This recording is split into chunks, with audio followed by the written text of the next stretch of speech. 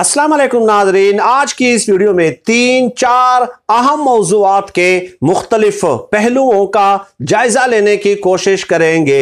नाजरीन, वीडियो का जो थंबनेल आप देख रहे हैं उसमें 2 मौज़ूआत का तस्करा किया गया है, लेकिन उससे पहले एक और अहम मौजू से हम अपनी वीडियो का आगाज करते हैं, उसके बाद वीडियो के थंबनेल पे भी आ जाते हैं। नाजरीन, कल बिलावल जरदारी ने धमकी दी कि अगर स्पीकर कौमी असम्बली ने पीर तक कौमी असम्बली का इजलास न बुलाया तो उसके बाद हम कौमी असम्बली में धरना दे देंगे और हम देखते हैं कि OIC कॉन्फ्रेंस कैसे मुनाकिद हो सकती है। उसके बाद डेफिनेटली जिनके ये बगल बच्चे हैं वहां से कॉल आई और एक कॉल पे पूरी की पूरी अपोजिशन जो है वो ढेर हो गई। उनका सॉफ्टवेयर अपडेट हो गया और अपोजिशन की जानिब से एक एलामिया जारी किया गया कि हम OIC वज़राए खारजा को वेलकम करते हैं और हमें उम्मीद है कि वह अफगानिस्तान और कश्मीर के हवाले से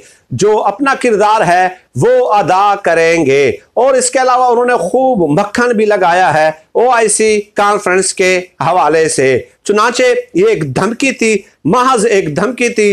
एक फोन कॉल पे जिन लोगों का सॉफ्टवेयर अपडेट होता हो, आप अंदाजा लगा लीजिए कि वही जमातें ये दावा कर रही हैं कि हम इस मुल्क में इनकलाब लाएंगे, हम इस मुल्क में जमहूरियत की बालादस्ती लाएंगे, सिविल बालादस्ती लाएंगे, आइन की बालादस्ती लाएंगे।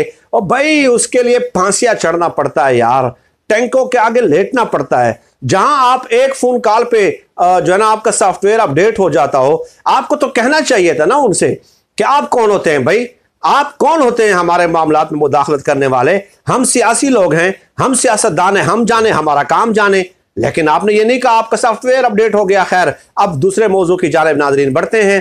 राजा रियाज और इसके अलावा जो 14 और मुनहरिफ अराकीन हैं उनके हवाले से अवामी गैज़ व गज़ब का और अवामी रद्द-ए-अमल का सिलसिला बदस्तूर जारी है। लेकिन कल रात एंकर इमरान रियाज के प्रोग्राम में राजा रियाज शरीक हुए और खूब धुलाई की। देखें, धुलाई का मतलब क्या है, जनाटेदार थप्पड़ का मतलब क्या है कि उनसे ऐसे सवाल पूछना जिनसे उन्हें अपनी हैसियत और वक़्त का अंदाजा हो जाए। चुनाचे इमरान रियाज ने तो वैसे तो बहुत सारे सवाल पूछे, लेकिन एक सवाल यह भी पूछा कि आप हैं कहां पे, आप इस्लामाबाद में हैं या अपने हलके में हैं? तो उन्होंने कहा कि मैं इस्लामाबाद में हूं। फिर सवाल किया गया कि क्या आप सिंध हाउस में हैं? तो उन्होंने कहा कि नहीं, मैं सिंध हाउस में नहीं हूं। यानी ये हालात हैं। आप बताइए, आपका ज़मीर जागा है तो आप अपने हलके में जा नहीं सकते। घंटा घर चौक चले जाएं फैसलाबाद में, दूध का दूध और पानी का पानी हो जाएगा।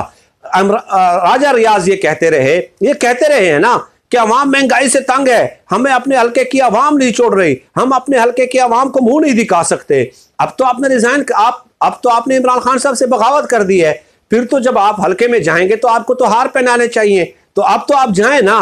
पहले आप हलके से मफरूर हुए, फिर सिंध हाउस में छुप गए और अब सिंध हाउस से भी आप मफरूर हो गए। खैर, इमरान रियाज साहब ने एक और सवाल पूछा जो कि मैं समझता हूं कि उनके मुंह पे एक जनाटेदार थप्पड़ के मुतरादिफ है। और वो सवाल ये था कि राजा रियाज साहब 2013 में आपने कितने वोट हासिल किए थे? तो राजा रियाज ने कहा कि 18,000। तो इमरान रियाज ने कहा कि 17,571 वोट आपने हासिल किए थे। तो फिर सवाल किया गया कि 2018 में आपने इमरान खान साहब की तरफ से इलेक्शन लड़ा था, उनके टिकट पे लड़ा था, तब आपने कितने वोट हासिल किए? तो उन्होंने कहा कि 1,07,000। तो इमरान रियाज ने कहा कि 1,14,000 वोट आपने हासिल किए हैं।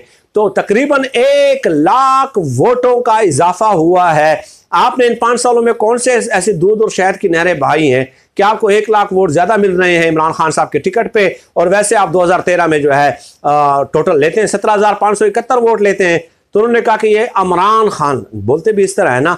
देखिए, मैं किसी के जाती जो खामी होती है ना, जो पर्सनैलिटी में होती है, कुदरत की तरफ से जो होती है, तो डेफिनेटली मैं उस पर कभी भी तनकीद नहीं करता और ना ही करनी चाहिए। इंतहाई कमज़र्फ इंसान होता है कि अगर वो इस तरह की बातों पे तनकीद करे। लेकिन जिसकी उर्दू ठीक ना हो तो उस पर तो मैं कर सकता हूँ ना कि इमरान खान की वजह से ये मिले हैं, इमरान खान की वजह से। तो भाई ये है एक जनाटेदार थप्पड़ के उनकी ज़बान से एक्सेप्ट करवा लिया, उनकी ज़बान से मनवा लिया कि मेरी इतनी हैसियत नहीं है, मेरी हैसियत 17-18,000 वोटों की है, लेकिन इमरान खान की वजह से मुझे 1,14,000 मिल रहे हैं। और आज उसी इमरान खान के खिलाफ आप वोट देंगे? आप वोट दें यार, बखुदा ये एक जमहूरी अमल है, मैं तो इसकी हिमायत करता हूं।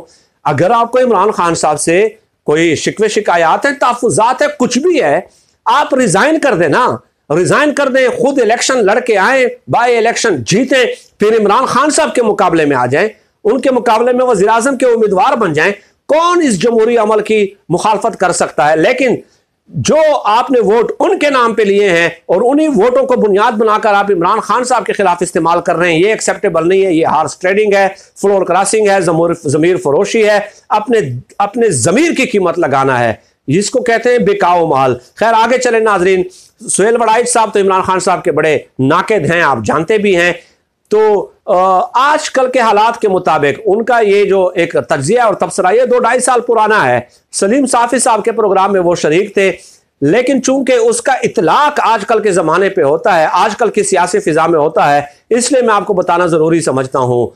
सलीम साफ़ी साहब ने 1-on-1 एक्सक्लूसिव इंटरव्यू किया 2 साल पहले तकरीबन सुहेल वड़ाइच साहब का, और उनसे पूछा कि उनके साथ तो करप्ट लोग हैं इमरान खान साहब के साथ।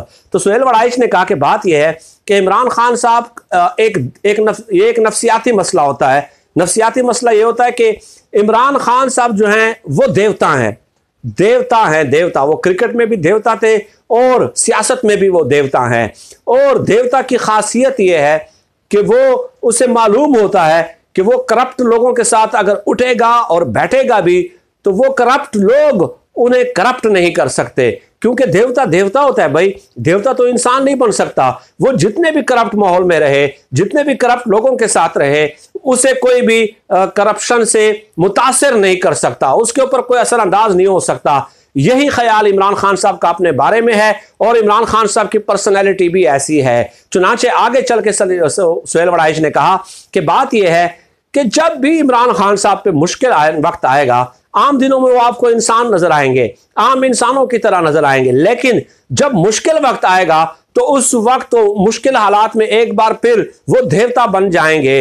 लोग उन्हें मशवरे देंगे कि आप ये कर लें, मसलहत का मुजाहरा कर लें, लेकिन देवता की खासियत ये होती है कि वो उन मशवरों के पस पुश डाल देता है और एक बार फिर देवताई खुसूसियात उसमें आ जाती हैं और मजीद ताकतवर होके वो सामने आता है। चुनांचे ये तज्जिया सुन रहे थे सलीम साफ़ी साहब, उनकी शक्ल रोने वाली बन गई थी ये बात सुन के, और मेरे ख्याल में इसी तज्जिए से ही उन्हें कुछ सीख लेना चाहिए था कि जो ये कहता है कि इमरान खान साहब के साथ करप्ट लोग हैं, बिल्कुल हैं, मैं मानता हूं इमरान खान साहब को मसलियतों का शिकार नहीं होना चाहिए था, लेकिन क्या इमरान खान साहब ने खुद बराह रास्त करप्शन की?